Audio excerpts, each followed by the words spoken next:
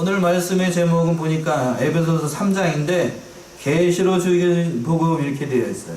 계시로 주신 복음. 뭘로 주신 복음이라고요? 계시로 주신 복음. 계시로 주신 복음. 이렇게 말씀의 제목을 잡았는데 3장을 통째로 잡아가지고 어제 제가 하면서 이걸 언제 이 시간에 다 하노 읽는 것만 해도 이렇게 할 텐데 그렇게 생각이 좀 들었어요. 13절까지 끊고 14절부터는 다음 주에 했으면 좋겠는데 14절부터가 바울의 기도거든요. 아주 유창한 기도예요. 그래서 보게 되면 6절까지는 바울이 그리스도의 비밀을 깨달았다라고 하는 거예요. 어디에서 깨달았는가? 바울이 그리스도를 증거하다가 감옥에 갇혔을 때에 그리스도의 비밀을 깨달은 겁니다. 환난 가운데 있을 때 그리스도의 비밀을 깨달았다는 것이고, 그리고 7절부터 13절까지는 하나님의 능력의 복음을 전파했습니다. 하나님의 능력으로, 자신의 능력이 아니라 거듭 사도 바울이 강조하고 있는 것은 하나님의 능력으로 복음을 전한 거예요. 자기가 뭐 잘나서 한 게 아니고. 그리고 이제 그러한 복음을 전파하면서 사도 바울이 14절부터 21절까지는 기도하고 있어요. 사도 바울의 명기도예요. 아주 가슴을 울리고 심금을 울리는 기도입니다. 우리의 속사람, 영이 장성하기를 바라는 기도, 사도 바울의 기도입니다. 빨리 달려가 보려고요. 14절 말씀부터가 더 중요한 것 같아서. 첫 번째 내지로 와서 바울이 그리스도의 비밀을 깨달았습니다. 그 깨달은 곳이 어디인가를 말씀하고 있는데 1절의 말씀이 그 말씀이에요. 1절 한번 읽어보셔요. 이러함으로 그리스도 예수의 일로 너희 이방을 위하여 갇힌 자된 나 바울은. 예. 개역 성경에는 이러므로 그리스도 예수의 일로 너희 이방을 위하여 갇힌 자 된 나 바울은 하고 뒤에 뭐가 있어요? 땡땡땡땡땡이 있어요. 예. 근데 제가 얼핏 살펴보니까 개정판에는 땡땡땡이 없더군요. 없나요? 없어요? 뒤에 말조림표가 마라고니와 이렇게 되어 있죠. 이게 본문 원문 헬라어 성경에는 그런 말이 없어요. 갇힌 자 된 나 바울은 하고 뒤에 말할 거니가 없다고 생략되어 있다고. 왜 그랬을까요? 사도 바울이 이 에베소서를 쓸 때에는 어디에 갇혀 있었다고 지금? 감옥에 갇혔어요. 감옥에 갇히면서 편지를 쓰면서 잠시 눈을 감고 생각을 해본 거지. 이 모든 것이 다 누구의 은혜라는 것을 깨달은 거예요? 하나님의 은혜라는 사실을 깨닫고 말을 잊지 못하는 거예요. 이 개역 성경을 번역할 때는 그런 것까지 충실되게 번역을 한 것으로 보여요. 그러니까 개역 성경을 번역할 때 번역한 사람들이 굉장히 뭐라고요? 영이 깊었어요. 신학적인 깊이도 깊었고 그런 것까지 번역할 수 있었죠라고 하는 걸 보게 되면 아주 잘 번역을 한 거예요. 개역 성경이 그래서 번역이 잘 된 성경 가운데 하나예요. 우리말 조금 말이 어순이 바뀌고 또 단어가 바뀌고 맞춤법이 바뀌어가지고 지금 현대를 쓰는 사람들에게는 이게 뭐라고 그러나요? 좀 오래된 느낌, 골동품 같은 그런 번역이라 할지라도 이 번역이 잘 된 번역이에요. 그러니까 함부로 이렇게 성경을 바꾸거나 이렇게 하는 거는 저는 옳게 보지는 않아요. 저도 어렸을 때부터 이 번역을 보고 자란 세대이기 때문에 다른 번역을 보게 되면 영 이상의 옷 안 맞는 옷을 입은 것 같아가지고 그렇습니다. 거기까지 하고, 그래서 사도 바울이 그 감옥 가운데 있을 때에 하나님의 이 비밀의 경륜, 하나님의 비밀을 많이 깨달았어요. 어려움 가운데 있을 때 하나님의 그 은혜를 깨달은 거예요. 새삼 느끼게 되는 겁니다. 2절의 말씀이 그 말씀, 2절 한번 읽어보세요. 너희를 위하여 내게 주신 하나님의 그 은혜의 경륜을 너희가 들었을 터이라. 예, 너희를 위하여 내게 주신 하나님의 은혜의 경륜. 너희를 위하여서, 곧 이방인 너희를 구원하기 위해서. 지금 에베소에 있는 교인들한테 편지를 쓰는 거잖아요. 에베소 사람들은 대부분이 다 이방 사람들이에요. 그러니까 너희를 위하여, 너희를 구원하시기 위해서 하나님의 은혜의 경륜이라는 말은 강범위한 하나님의 계획과 섭리를 말하는 것인데, 은혜의 경륜이라고 했으니까 뭐겠어요? 이방인들이 예수를 믿어서 하나님의 백성이 되는 그 은혜의 경륜을 생각을 해보니까 참 감사했던 거예요. 그래서 사도 바울 1절에서 뭐가 있어요? 땡땡땡이 있는 거예요. 말줄임표가 있었던 거예요. 그걸 생각을 해보니까 하나님의 은혜의 경륜이 참으로 깊고도 깊었다라는 뜻이에요. 3절 한번 읽어보세요. 3절. 곧 계시로 내게 비밀을 알게 하신 것은 내가 이미 대강 기록함과 같으니. 예, 곧 계시로 내게 비밀을 알게 하신 것은 내가 이미 대강 기록함과 같으니. 계시라고 하는 것은 하나님의 특별 계시인 이 말씀을 가리키는 것이고, 비밀이라고 하는 것은 앞에 은혜의 경륜이라고 봐도 무방합니다. 곧 복음을 가리키는 것인데, 하나님의 그 섭리와 계획 가운데에서 이방인들도 예수를 믿어서 하나님의 그 아들들이 되는 그러한 비밀, 그러한 비밀을 이미 대강 기록한 것, 지금까지 말씀한 것을 통하여서 너희가 이미 아는 바라라는 그런 말씀입니다. 자, 4절 한번 읽어보세요.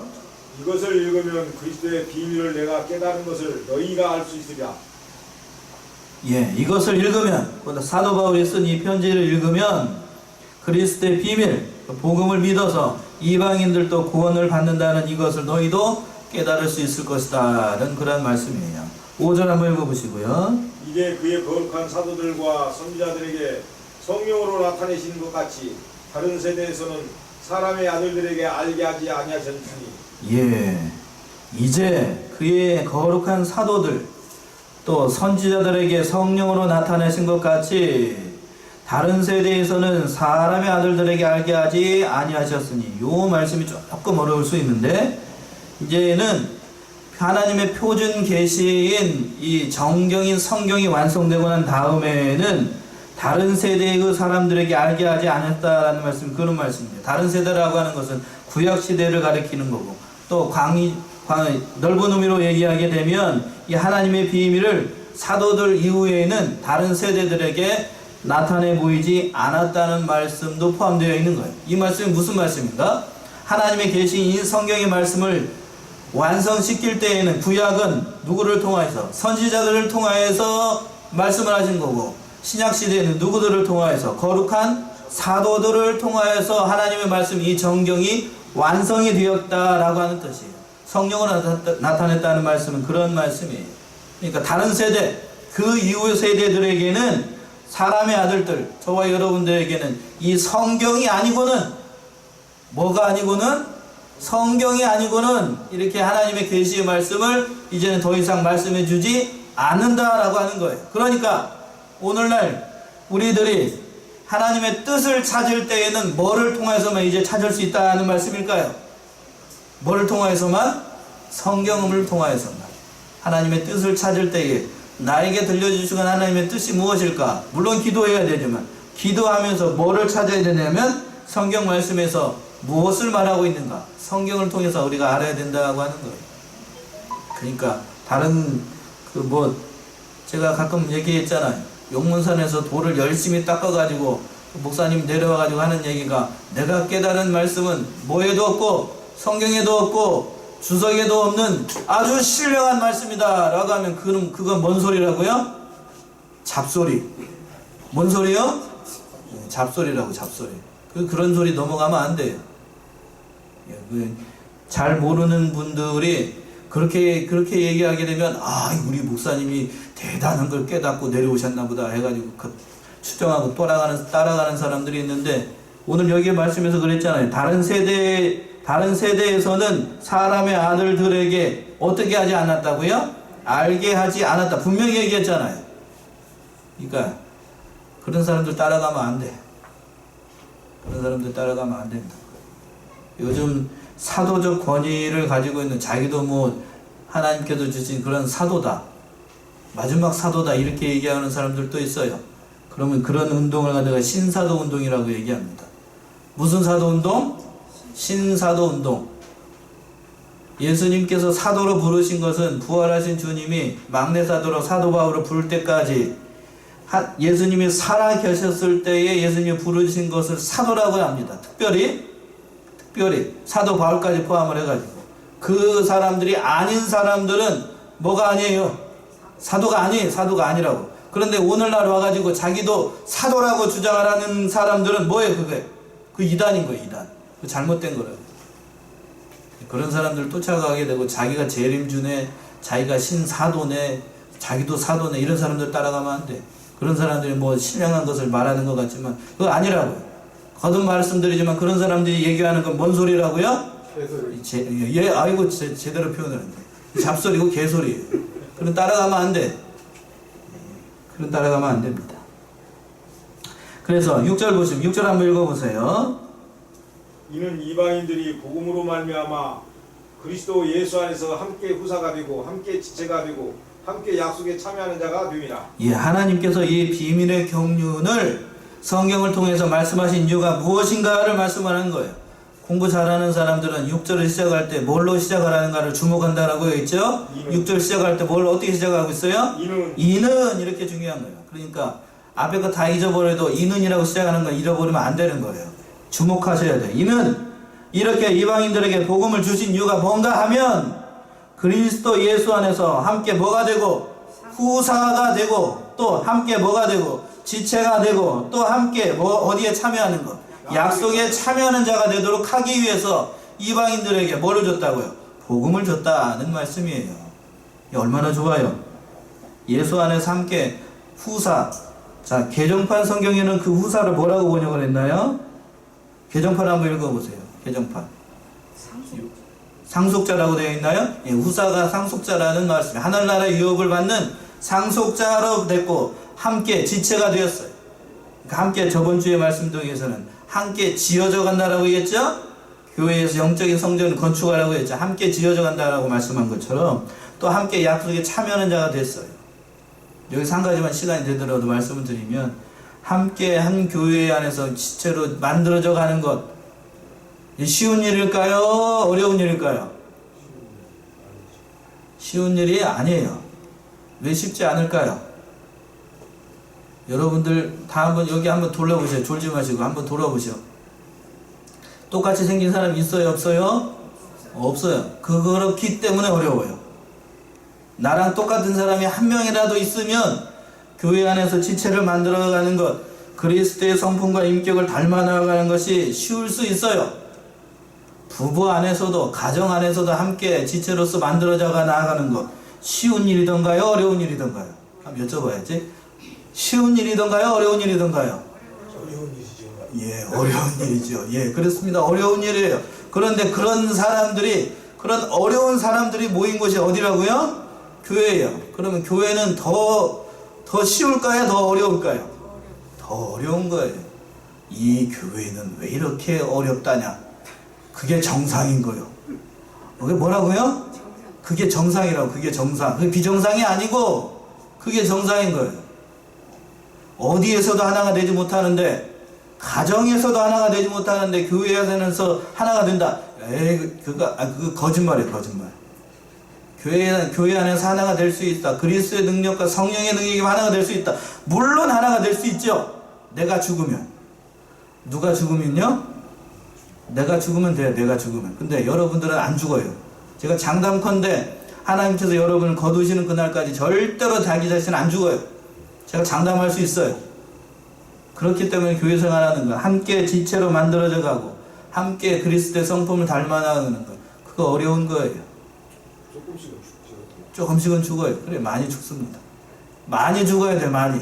얼마큼 죽어야 된다고요? 많이 죽어요. 사도 바울이 고백했죠. 나는 어떻게 죽는다고? 날마다 죽어야 돼. 날마다 죽었으니까 사도 바울은 이렇게 얘기를 하는 거고 우리는 날마다 뭐 하니까요? 날마다 어떻게? 안 죽어. 날마다 어떻게 되니까? 부활해. 날마다 부활해. 날마다. 그러니까 어려운 거지.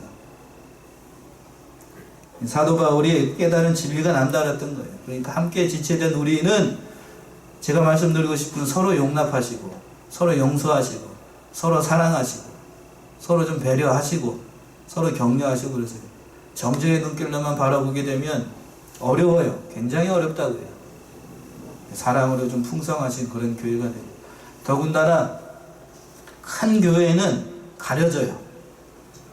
100명이 넘어가게 되고 200명이 넘어가게 되면 이 자리가 다 차잖아요.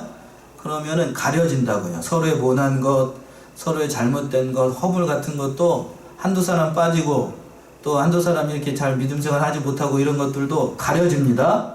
그런데 얼마 안 되는 식구들에서 누가 한 명 빠지잖아요. 그러면 어떻게 되는가요? 다 알아, 다. 뭔 일이 생겼는지 다 안다고요. 그러니까 교회 생활하기가 묘관 쉬운 게 아니라고요.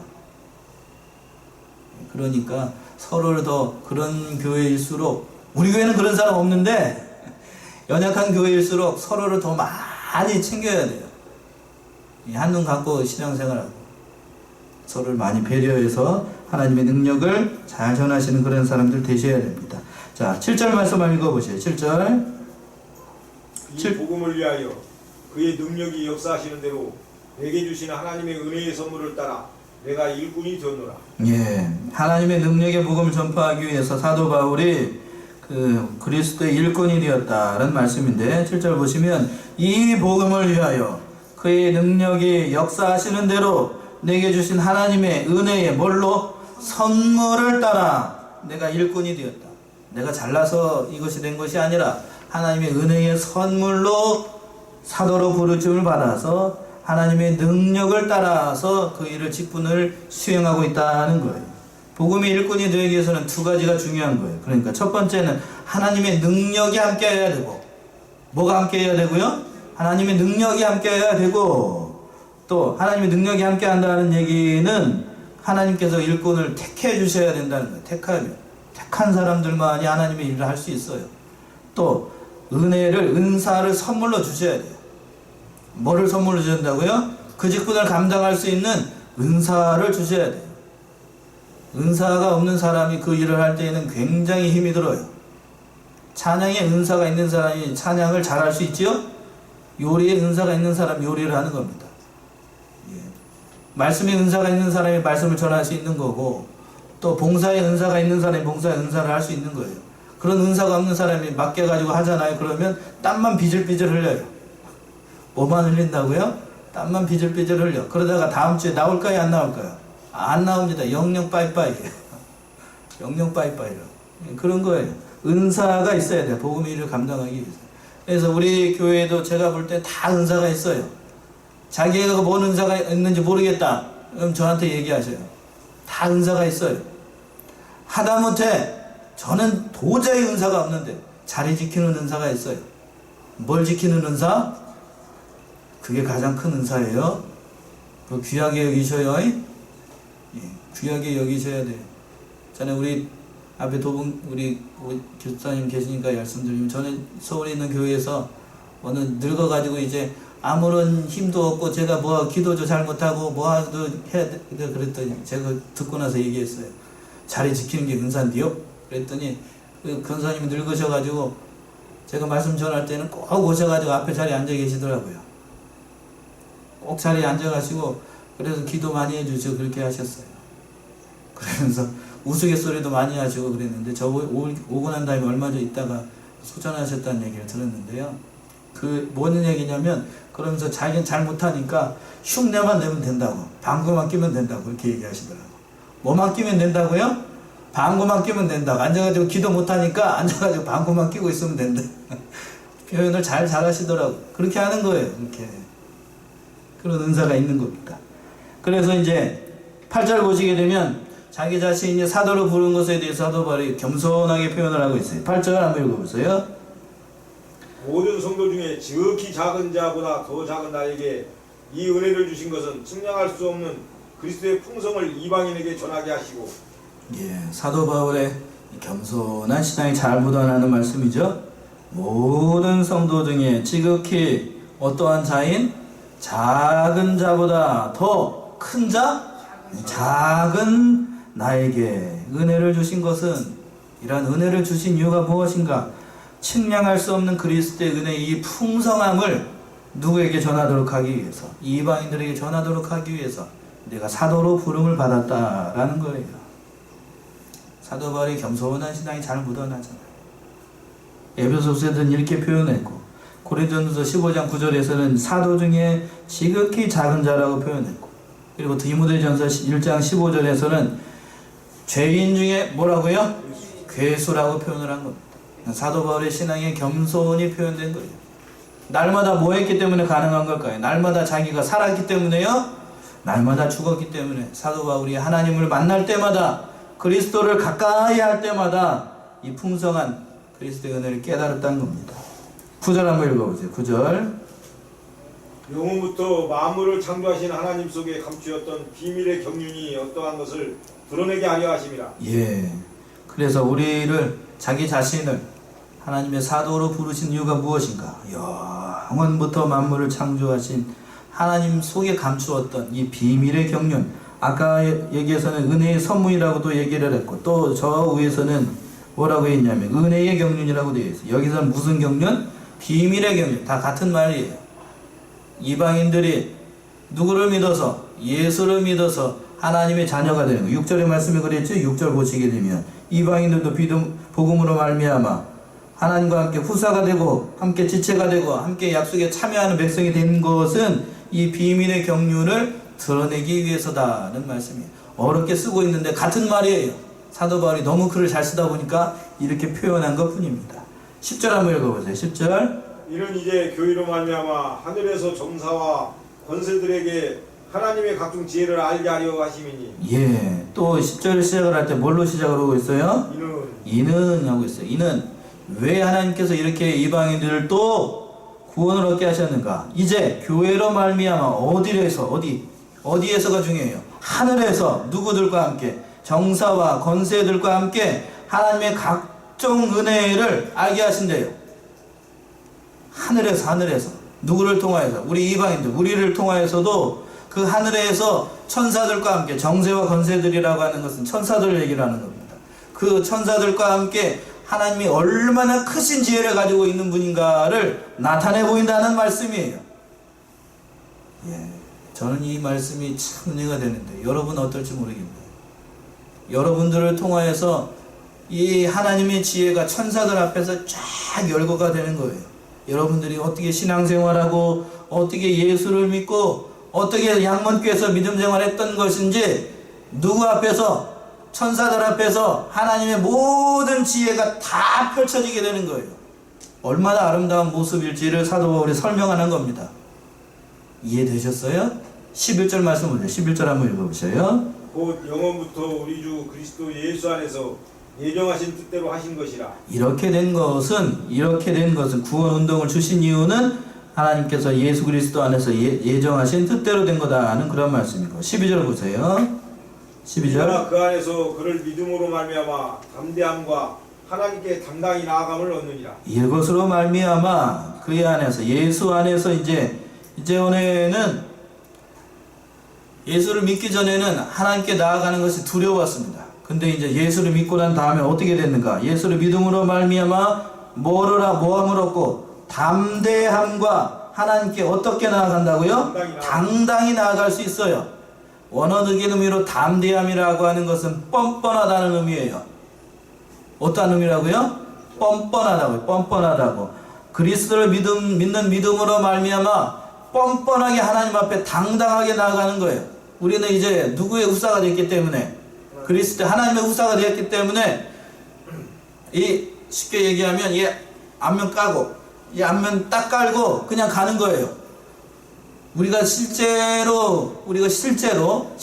의미로 우리가 의인은 아니에요. 뭐를 입고 가는 거예요? 그리스도의 의를 입고 가는 거예요. 그 의 때문에 하나님 앞에 어떻게 나아가요? 담대하게. 좀 더 가격하게 표현하면 뻔뻔하게 내 것이 아닌데 그걸 들고 가는 거예요. 당당하게 나아갈 수 있다는 그런 말씀이에요.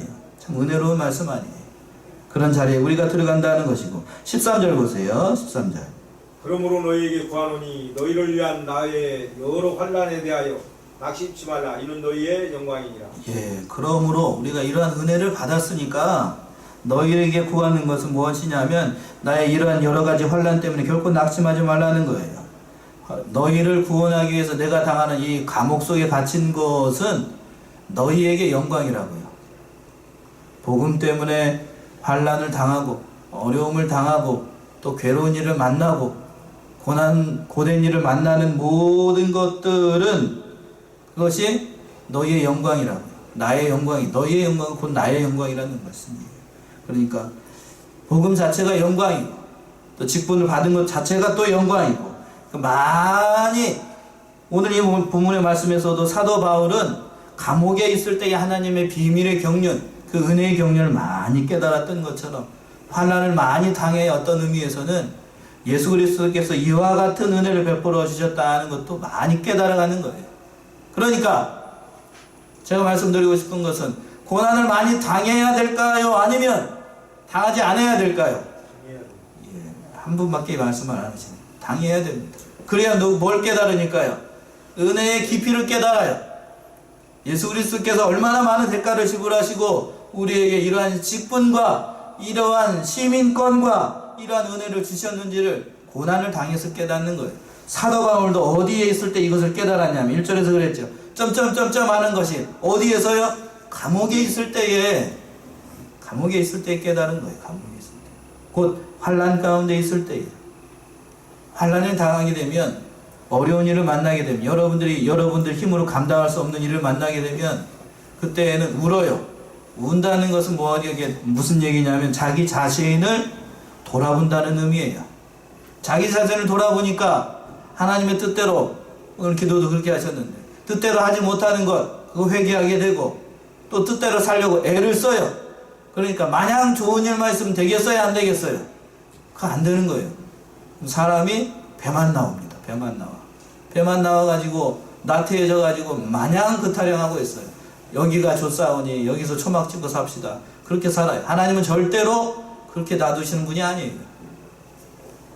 그래서 이제 그러한 것을 알고 그러한 영광된 사람으로 더욱더 우리의 영이 장성하도록 하기 위해서 사도 바울이 14절에서부터 21절까지 기도하고 있어요. 세상에 시간이 얼마 남지 않았네. 여기서부터가 중요한 하이라이트인데 사도 바울이 이것을 위해서 기도하고 있어요. 여기가 굉장히 중요합니다. 14절 15절 한번 읽어보세요. 이러함으로 내가 하늘과 땅에 있는 각 족속에게 이름을 주신 아버지 앞에 무릎을 꿇고 비노니. 예, 하나님 앞에 사도 바울이 기도하고 있습니다. 에베소 교회 교인들을 위하여서, 오늘날 저와 여러분들을 위하여서 하나님 앞에 무릎을 꿇고 기도하고 있어요. 뭐라고 기도하고 있는지, 사도 바울이 여러분들을 위해서 기도하고 있는데 한번 정신을 집중하고 한번 뭐라고 기도하고 있는가를 잘 보셔요. 뭐라고 기도하고 있나? 16절 한번 읽어보세요. 그 영광의 풍성을 따라 그의 성령으로 말미암아 너희 속사람을 능력으로 강건하게 하옵시며. 첫 번째 기도 제목은 뭐냐면 속사람을 능력으로 강건하게 해달라는 거예요. 어느 사람을 강건하게 해달라고요? 속사람. 우리의 속사람을 강건하게 해달라라고 기도하고 있어요. 겉사람이 아니라 속사람을 강건하게 해달라. 그러면 우리 예수를 믿고 난 다음에도 겉사람이 있고 속사람이 있다는 얘기가 되네요. 어디에서 그렇게 얘기하고 있을까요? 고린도후서 4장 16절 한번 보세요. 고린도후서 4장 16절 한번 읽어보시겠어요? 얼른 찾아서 한번 읽어보시죠. 고린도후서 4장 16절. 4장 16절 고린도후서. 그러므로 우리가 낙심하지 아니하노니 겉사람은 후패하나 우리의 속은 날로 새롭도다. 예, 우리의 겉사람 날로 어떻게 되고 후패하나 우리의 속은 날로 어떻게 된다고요? 새로워진다. 그러니까 겉사람이 있고 속사람이 있다는 거예요. 사도 바울은 겉사람이 장성하도록 한 게 아니고 누가 장성하도록? 속사람이 강건하도록, 이 속사람이 날로 새로워지도록 고린도후서 말씀을 예를 들게 되면 그 속사람이 강건해지도록 기도하고 있어요. 또 두 번째는 뭐를 위해서 기도하고 있는가? 17절의 말씀이 그 말씀이에요. 17절 한번 보세요. 17절 에베소서. 말미암아 그리스도께서 너희 마음에 계시게 하옵시고. 거기까지만요. 두 번째는 뭐냐면 믿음으로 말미암아 그리스도께서 어디 가운데 계시기를? 너희 마음에 계시기를. 두 번째는 그리스도가 너희 마음 가운데 계시기를 기도했습니다. 하나님이 함께 하신다. 그리스도가 우리 마음 가운데 함께 하신다. 그럼 끝나는 거예요. 게임 끝나는 겁니다. 게임 끝. The end. 끝나는 거예요. 그냥 함께 하시면 능력이 머무는 거니까 모든 것들 다 이길 수가 있잖아요. 그리고 세 번째는 뭘 위해서 기도하고 있는가? 17절 하반절의 말씀이에요. 17절 하반절 합독하시겠습니다. 시작. 너희가 사랑 가운데서 뿌리가 박히고 터가 굳어져서, 예, 너희가 사랑 가운데 뿌리를 받고 그 터가 굳어지기를 기도했습니다. 세 번째, 쉽게 얘기하면 사랑이 풍성해지기를. 뭐가 풍성해지기를? 사랑이 풍성해지기를 기도한 거예요. 사랑. 예, 거듭 말씀을 드렸죠. 사도 바울이 거듭해서 얘기하고 있는 거, 서로를 정죄하지 말고 좀 제발 풍성해지기를, 사랑이 풍성해지기를, 그리스도의 사랑이 풍성해지기를, 우리의 속사람이 강건해지고 그리스도가 함께 하시고 사랑이 풍성해지기를 사도 바울이 이 세 가지를 기도하고 있습니다. 또 뭘 위해서 기도하고 있나? 이 18절의 말씀이 그 말씀이에요. 18절 한번 읽어보세요. 이 모든 성도와 함께 지식에 넘치는 그리스도의 사랑을 알아. 19절까지요. 그 넓이와 깊이와 높이와 길이와 높이와 깊이가 어떠함을 깨달아 하나님의 모든 충만하신 것으로 너희에게 충만하게 하시기를 구하노라. 예, 네 번째는 그리스도의 사랑을 알도록 하는 거예요. 그리스도의 넘치는 그러한 사랑을 알도록 하기도. 18절의 말씀이에요. 능히 모든 성도와 함께 지식에 넘치는 그리스도의 뭐를 알아? 사랑을 알라. 그리스도의 사랑. 그 그리스도의 사랑이 얼마나 깊은가를 19절의 말씀에 표현을 한 겁니다. 저는 이 19절 말씀을 보게 되면 아주 19절 말씀에다가 우리 밑줄을 한번 그셔. 그리스도의 사랑, 우리를 사랑하신 그리스도의 사랑이 어떠했는가를 표현한 말씀입니다. 외우셔요, 이런 말씀은. 자, 한번 합독하시겠습니다. 시작. 그 넓이와 길이와 높이와 깊이가 어떠함을 깨달아 하나님의 모든 충만하신 것으로 너희에게 충만하게 하시기를 구한다. 예. 얼마나 좋아요. 그리스도의 사랑이 얼마나 넓고 얼마나 길고 얼마나 높고 얼마나 깊은지를 깨달으라는 겁니다. 할 수 있는 것은 다 했어요. 사도 바울이 표현할 수 있는 것은. 인간적으로 표현할 수 있는 것은 다 표현을 한 겁니다. 사도 바울이 제가 대단하다는 것은 이러한 면들이 대단해요. 그 기도의 깊이가 우리랑은 저랑은 비교가 안 됩니다. 대단하지요? 기도도 이렇게 해야 됩니다. 맨날 기도하는 기도라고 하는 것이 뭐만 기도하고 있냐면 주시옵소서 그럴 줄로 믿사옵나이다. 언제 주님이 아니었거니 그런 때만 주시라고 얘기야. 예? 주시옵소서 그런 기도만 하지 말고 좀 제발 여기처럼 누구처럼 이 사도 바울처럼 이러한 기도 좀 해보셔요. 예? 우리의 기도를 오늘 오전에 말씀도 히스기야의 기도가 그런 기도였잖아요. 그런 기도했던 것처럼 그런 기도를 좀 해보자고요.